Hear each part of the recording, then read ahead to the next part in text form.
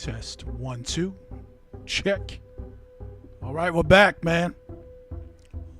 Lahaina getting some updates here. Remember, one of the theories was, oh yeah, the hurricane, and that was miles away, and that's just the winds, though. The winds from the hurricane helped, came together and helped create this crazy situation where, yeah, the Lahaina fires. Anyway, well, apparently we got some proof that that's not the case. I mean, I didn't need anybody to tell me that, but we got a video here where somebody's going to break that down for us. Brush Junkie, she does good work following the Lahaina. She's from there, and she's been doing a lot of good work with the updates on the situation out there. So yeah, Brush Junkie on YouTube. Okay, you guys want to support her? You should. Wasn't for people like her, we would not have any information on what's going on out there. 100% facts. So yeah, let's get into it.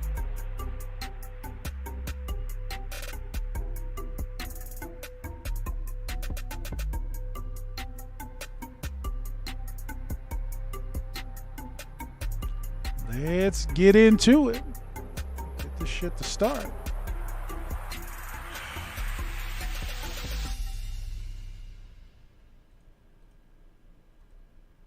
All right, people. It's always something. All right, we're live, man. We're live, and we're trying to syndicate the shit. Something always happens. Let's try this one more time. Yeah. Screw UFO on Rumble. Okay. YouTube. But yeah, we prefer, if you're watching on YouTube, you're not going to get everything. You want to follow us on Rumble if you want to get this complete work here. But yeah, appreciate everybody supporting. All right, the channel again, Rumble at Screw UFO.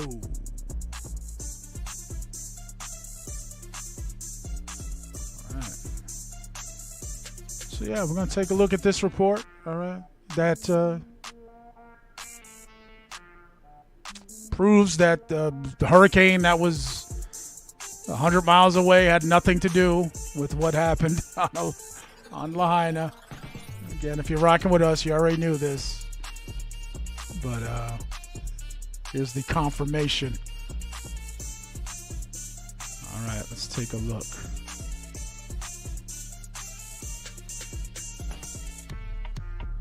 Let's take a look, man. Hello everyone, I'm Tracy and thank you for tuning in today. So I have a piece of information that I think is very, very important that everyone knows regarding this tragedy. It's something I've announced before, but it's been a while since I've touched on the subject. And at the end of this video, I have a really exciting announcement I've been waiting for some time to let you all know. So I'll mention that at the end. But the really important piece of information I want everyone to know is that Hurricane Dora was not responsible for the winds that were going on in Lahaina during the fire. And I wanted to reiterate this. I brought this up in a very old video, but I wanted to bring it up again because I was watching a video, an interview that Michelle from Inner Blossom Wellness was doing with Ellie Cochran, and Ellie is a state representative for West Maui, and she was talking about a bill that was being voted on in Honolulu that stated that Hurricane Dora was responsible for this fire. And I have brought this information up before that the hurricane could not have been affecting the Hawaiian Islands on the 8th of August or really any day. And we have a meteorologist supporting this. So I'll play that right now. Now we want to bring in Chief Meteorologist Mark Fine. And Mark, what are the winds like right now in Maui? Because we know the winds were a big problem for fueling this fire early on. Well, yeah, but it's the typical trade winds that they have. Here are the winds that we have right now. And here's Maui, and here's the airport that you land on when you go into Hawaii. And they have a northeasterly wind of 25. Keep in mind that all the damage that you've been seeing is from Lahaina, which is right here. And then on that side of the island, that's the dry side of the island. So between the airport and Lahaina, there's a mountain. And so then when you get the winds coming down that mountain, it's a very dry north wind. It's kind of like when we get our downslope winds on the west slope of the Sierra sometimes. So that's why you have not only very low humidity here, but also very gusty winds. And so once a fire starts, it can spread very quickly. But yeah, these are typical trade winds from the east and to the northeast. Now, there's been a lot of attribution given to the Hurricane Dora, but I really don't think that this hurricane has had anything to do with the winds here. Here's where the storm is now. It's a powerful hurricane. It's a Category 4 hurricane, but here are where the islands are. And yeah, right now the storm is moving away, and the closest the storm got was 600 miles. So I really don't think this played much in the way of a role at all in the winds, but they have had classic trade winds, and they'll continue with winds like that. The reason that I think this is so important is that now that 600 miles away. this fallacy is being introduced to legislation and has been written into law, I'm just really worried that this is going to be the narrative that is believed by people going forward. And I do believe a lot of people think that those winds that were experienced in Lahaina during the fire were from the hurricane. But as you saw in that presentation, it was not. There are other pieces of information that support that Hurricane Dora was not causing these winds. And that is from eyewitness accounts from people that were in different areas such as Kihei and Ka'anapali. Ka'anapali is just slightly west of Lahaina. And I'll link a video that Eric did going over all the details of the winds that day. And the area he lives in is Ka'anapali, and he said the winds were up to 30 to 40 miles an hour max. Now the prevailing wind that day was flowing from the mountains towards the ocean. So towards the ocean was the predominant wind, anywhere from 35 to, they say, gusts of 80 miles an hour. My opinion, it was more in the 30s and 40s that day. And in Lahaina, it was measured to be 80 plus miles per hour winds. And that was heard from General Hara, all the top officials. And I'm not saying that there weren't very strong winds in Lahaina. There certainly were. And I have a lot of video of that and a lot of evidence. But it was certainly not because of the hurricane. And it's very suspicious that they're using the hurricane, which was over 500 miles away from the Hawaiian Islands. That's crazy. They're using that as the reason for these winds. So the question comes up, like, why did they feel like they had to do that? Exactly. They had to, I guess, explain it somehow, but they used a reason that has no proof. And it makes I no will sense. link a previous video I did where you hear these officials coming out and saying that they were 80-mile-an-hour winds, and that's why aircraft weren't able to take off. I did find out that was not true, that there were multiple choppers in the sky at that time.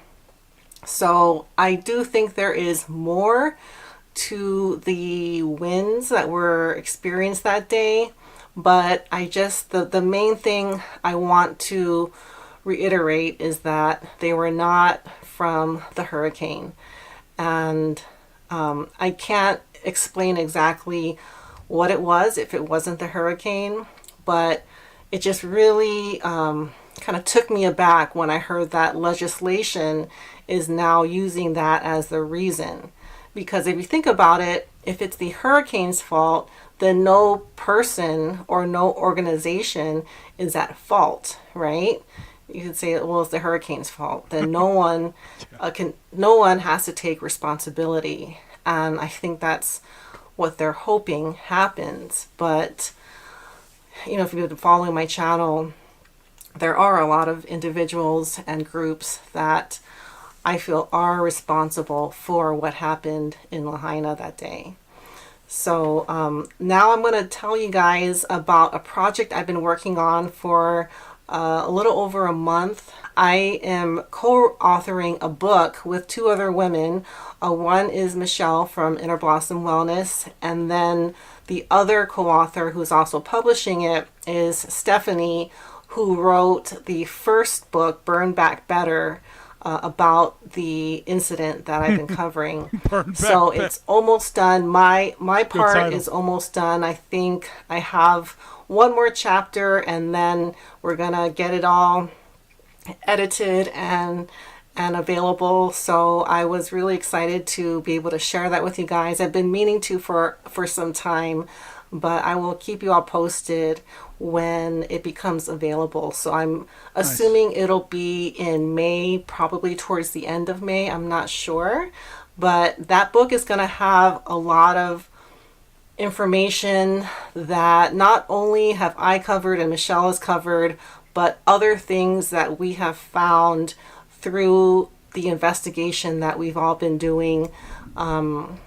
Just a lot of information more recently has surfaced, and everything that we discuss in this book is sourced with reliable sources. So this isn't a opinion piece. It's a research piece that is very encompassing of not just this event, but the surrounding problems that are going on in the world today. And so I've said it before, Lahaina is not it's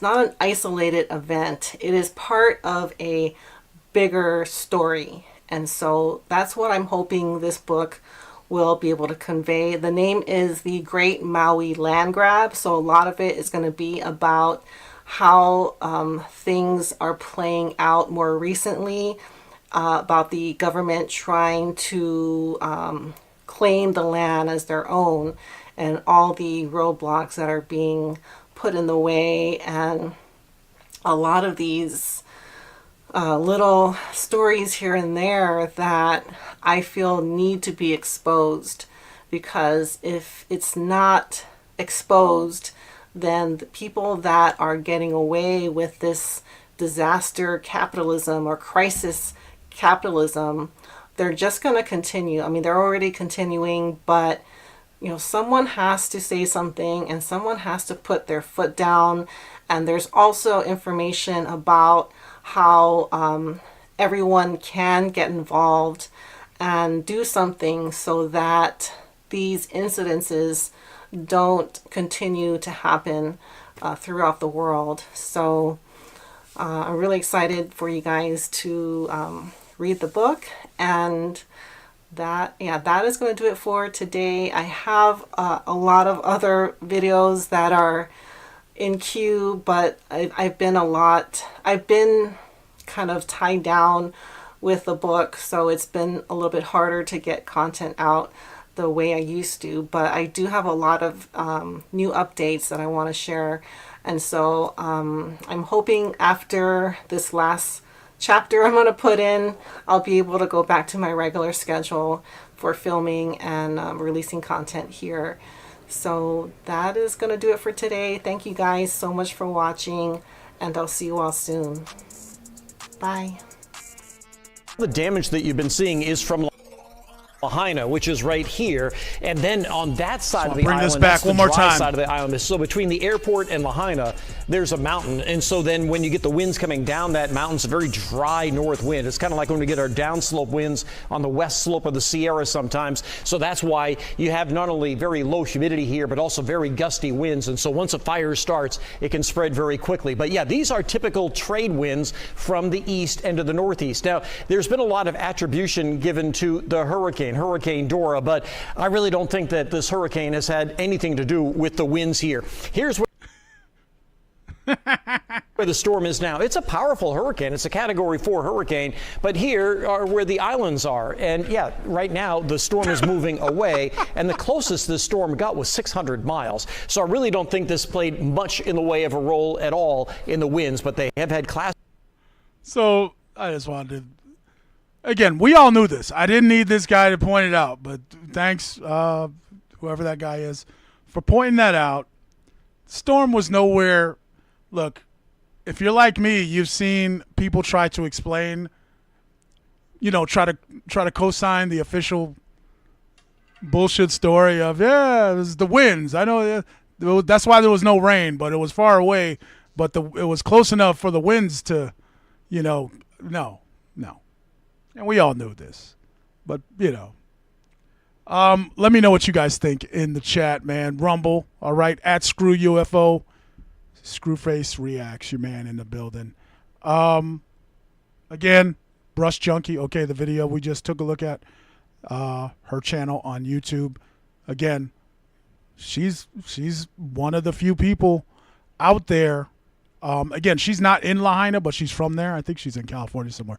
But again, she's got the book coming out. All this shit they're doing, they have not issued any permits for anybody, any person, okay? Anybody that lost their house or nobody's been able to rebuild yet, okay? And what are we, over a year? All right, almost a year now. I think the last real natural disaster they had, where it was like a hurricane, and came through and messed up a lot of people's shit. They were issuing permits out, within a month or two, okay, to rebuild. Again, so I'm very interested in that new book that she has coming out, documenting, because they've been doing a good job. She's been doing a good job. Because, yeah, man, these people are out here, they think we're all idiots. They really do. But like she said, somebody got to say something. We just, we at least raise our hand and say, hey, we're not buying that. We're not buying the bullshit you're shoveling. 100%. You guys let me know in the chat what you think. If you're from if you're from there, or if you have family out there, again, leave your thoughts in the chat, man. Appreciate everybody hanging out here on Rumble. Yeah, we got some people watching. Appreciate you. Make sure you follow the channel. And, yeah, we'll be back with more. All right, SCREWFACE Reacts. UFO, UAP, paranormal. All right. And any other stuff that catches our attention.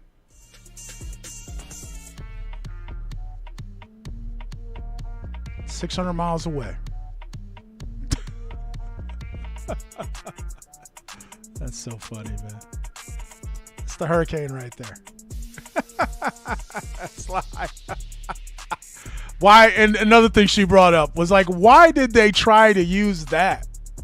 Why did they try to use this hurricane that was never anywhere near the island as, part of the cause? Come on, just say it was high. Like, what the fuck, man? Some, shit like that makes me think, like, do they want us, to question, like, do they want to be so outrageous that it's like, hey, man, that doesn't make sense? Because that's what that is. It doesn't make sense. Hurricane 600 miles away. Try and connect that to the high winds. Oh. Foolishness. All right, man. We'll check you guys out on the next episode. SCREWFACE Reacts. It's your man in the building. Rumble at ScrewUFO. Stay tuned.